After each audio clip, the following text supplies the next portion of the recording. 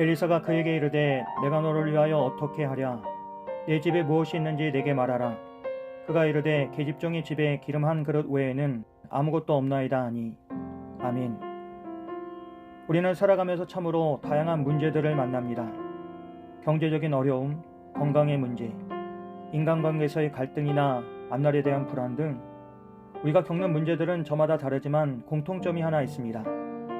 그것은 바로 내 힘으로는 도저히 감당할 수 없다는 절망의 벽 앞에 서게 된다는 점입니다. 오늘 본문에 등장하는 한 여인 역시 그런 절망 앞에 선 인물입니다. 어느 날 선지자 엘리사의 귀에 한 여인의 절박한 부르짖음이 들려옵니다. 당신의 종 곧 저의 남편이 이미 죽었는데 당신도 아시다시피 그는 여호와를 경외하며 살던 사람이었습니다. 그런데 지금 빚을 갚지 못해 채권자가 저의 두 아들을 데려가 종으로 삼겠다고 합니다. 이 여인은 선지자의 제자 중 한 사람의 아내였습니다. 그녀의 남편은 신실하게 하나님을 섬기며 여호와를 경외하는 삶을 살았지만 경제적으로는 넉넉하지 못했습니다. 안타깝게도 가장이 세상을 떠난 뒤 그가 남긴 것은 유산이 아니라 빚이었습니다. 당시 사회에서 여인이 독립적으로 생계를 책임지는 것은 매우 어려운 일이었고 자녀는 부모의 소유물처럼 여겨졌기에 빚을 갚지 못하면 자녀를 종으로 내어주어야만 했습니다. 이 여인은 절망 가운데에 하나님을 경외하던 남편의 신앙을 붙잡고 엘리사에게로 나아가 도움을 청합니다. 그리고 바로 이 지점에서 하나님께서 일하시는 기적의 이야기가 시작됩니다. 엘리사는 여인에게 내가 너를 위하여 어떻게 하랴? 내 집에 무엇이 있는지 내게 말하라고 묻습니다. 그러자 여인은 집에 기름 한 그릇 외에는 아무것도 없다고 대답합니다. 엘리사는 여인에게 나가서 모든 이웃에게 그릇을 빌리라고, 빈 그릇을 빌리되 조금 빌리지 말고 많이 빌리라고 합니다. 이 말은 단지 수당의 요청이 아니라 믿음의 크기를 시험한 하나님의 명령이었습니다. 조금이 아니라 많이 하나님이 채우실 것을 기대하며 준비하라는 말씀입니다. 여인은 아들들과 함께 이웃을 찾아다니며 그릇을 빌립니다. 그리고 집으로 들어와 문을 닫고 말씀대로 기름을 붓기 시작합니다. 한 그릇, 두 그릇, 세 그릇, 기름은 그치지 않고 계속해서 흘러나왔습니다. 그리고 마지막 그릇에 기름을 붓고 나자 기름이 멈췄습니다. 준비된 그릇이 다 찬 순간 기름도 멈춘 것입니다. 이후 여인은 엘리사에게 나아갑니다. 엘리사는 여인에게 가서 기름을 팔아 빚을 갚고 남은 것으로 너와 내 두 아들이 생활하라고 말합니다.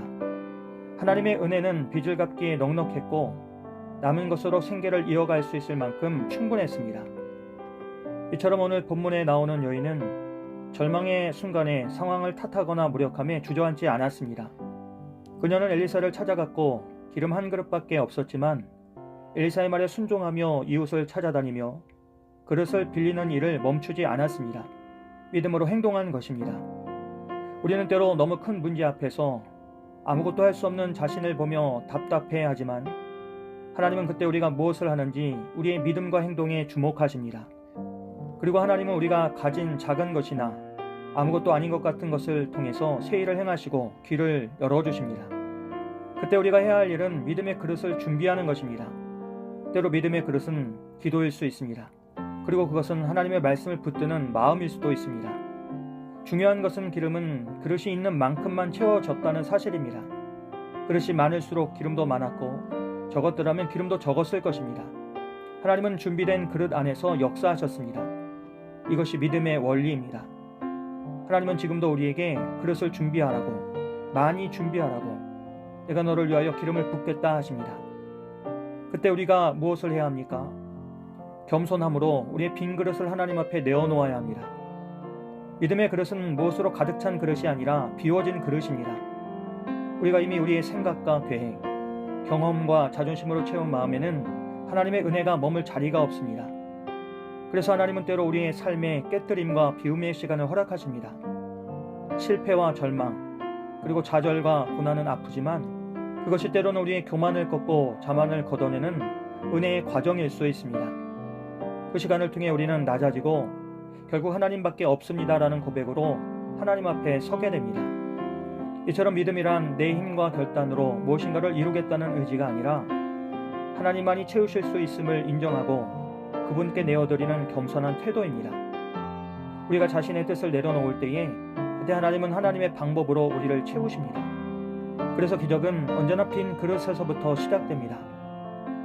오늘도 믿음의 그릇을 조용히 준비하는 우리 가운데에 하나님께서 넘치도록 부어주시는 은혜가 임하기를 주님의 이름으로 기도합니다. 좋으신 하나님, 우리 삶에 아무것도 없는 것처럼 느껴질 때에도 주님의 채우심을 믿습니다.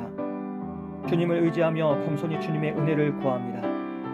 오늘도 믿음으로 준비되는 우리의 그릇 위에 하나님의 은혜를 가득 채워 주시옵소서. 예수님의 이름으로 기도합니다. 아멘.